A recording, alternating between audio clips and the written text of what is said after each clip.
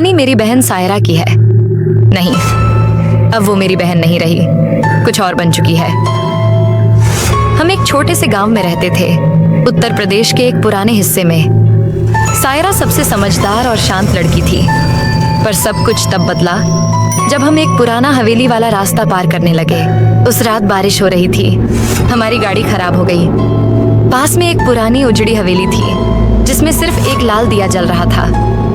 सायरा ने कहा, भैया चलो थोड़ी देर अंदर चलते हैं। मैंने मना किया, पर वो खिंचती चली गई, जैसे किसी ने उसे पुकारा हो।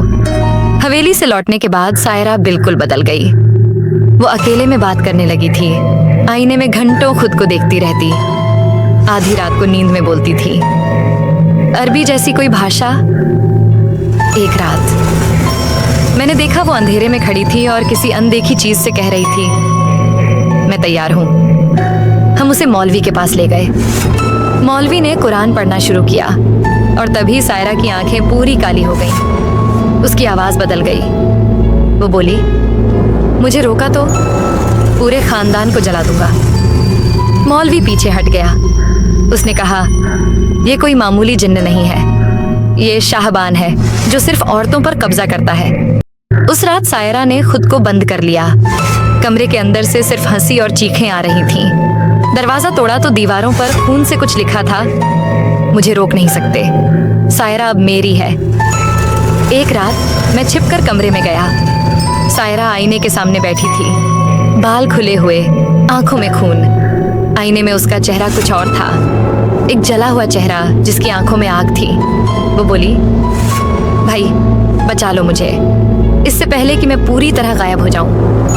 और फिर वो हंसी, लेकिन आवाज सायरा की नहीं थी। अंत सायरा अब भी जिंदा है, लेकिन वो सायरा नहीं है। हर शुक्रवार को वो काले कपड़े पहनती है और देर रात कहीं चली जाती है। मैं जानता हूँ एक दिन वो मुझे भी साथ ले जाएगा।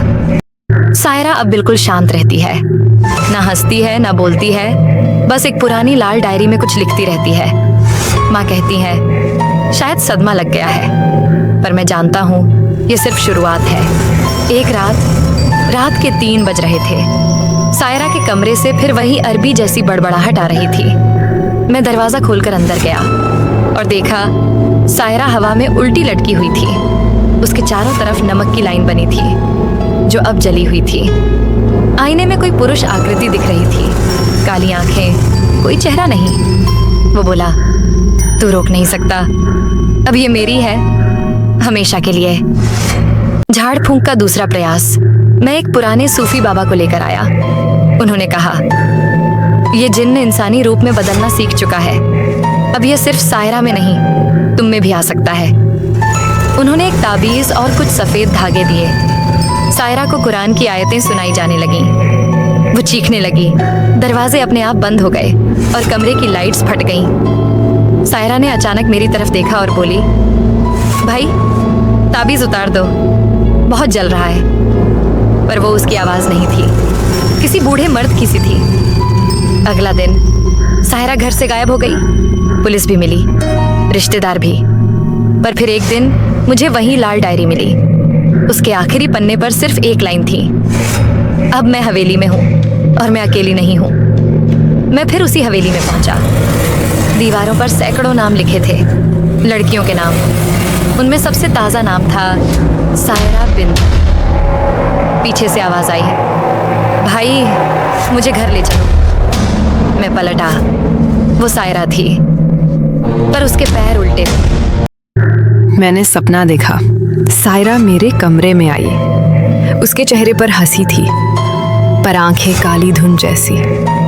वो बोली, तू मुझे बचाने आया था ना भाई, अब मैं तुझे बचाने आई हूँ खुद से। अचानक मेरी छाती में तेज जलन हुई और मैं चीखते हुए उठा।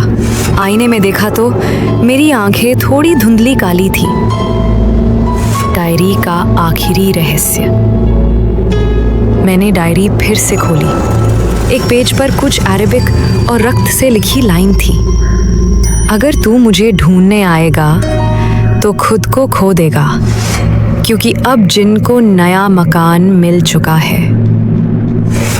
झाड़ फूक करने वालों की मौत, जिस मौलवी ने सायरा की झाड़ फूक की थी, वो गायब हो गया। सूफी बाबा का जला हुआ शव खेत में मिला।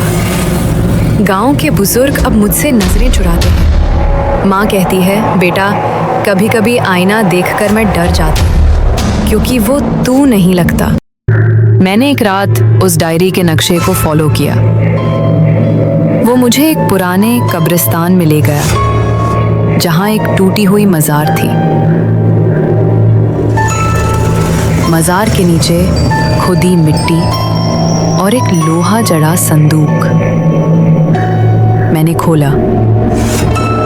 अंदर थी एक पुरानी तस्वीर, जिस पर लिखा था शाबान 11776, एक राख का टुकड़ा और एक नवजात की चिट्ठी।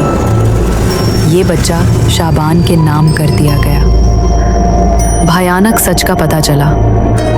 शाबान कोई आम जिन नहीं, वो एक इंसान था जिसने 117 ईयर्स में काले जादू से अमरता पाने की कोशिश की थी, पर उसका शरीर जल गया और आत्मा एक घर ढूंढती रही।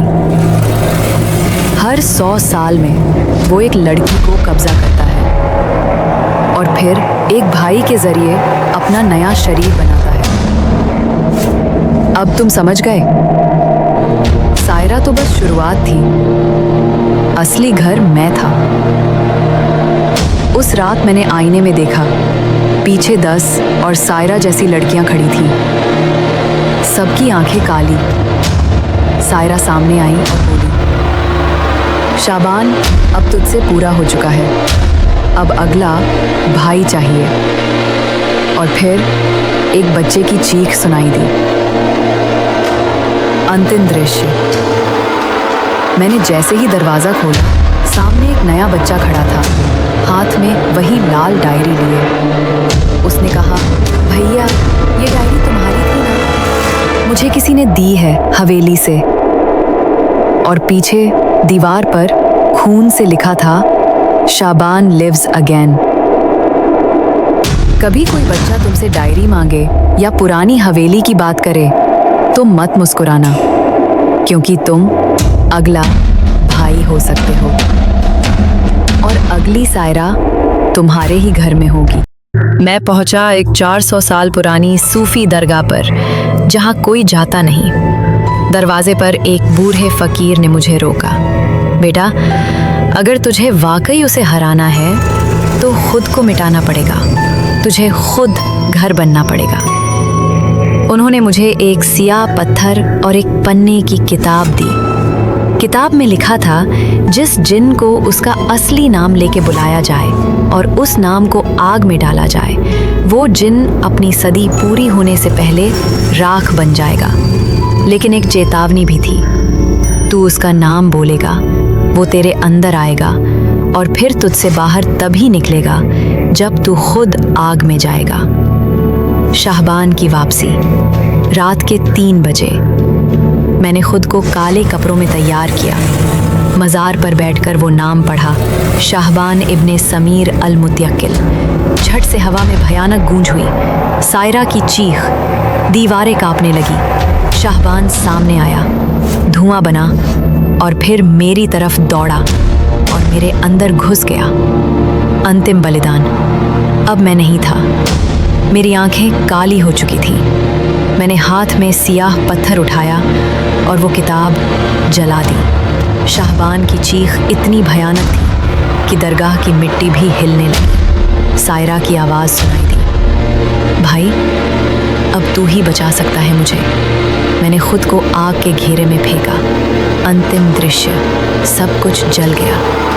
पर सुबह जब लोग दरगाह पहुँचे, वहाँ सिर्फ एक छोटी सी राख की ढेरी थी और उसके ऊपर वो लाल डायरी, जिस पर लिखा था, सायरा आज़ाद है। कभी किसी लड़की को अचानक शांत होते देखो या उसका चेहरा बदलता महसूस हो तो आईने में मत देखो, क्योंकि शायद वो सायरा नहीं, शाहबान हो। अगर आपको ये वीडियो पसंद आए तो उसे लाइक करें और हमारे चैनल को सब्सक्राइब करें। और हाँ, क्या आप किसी भूतिया हवेली में जाना पसंद करेंगे?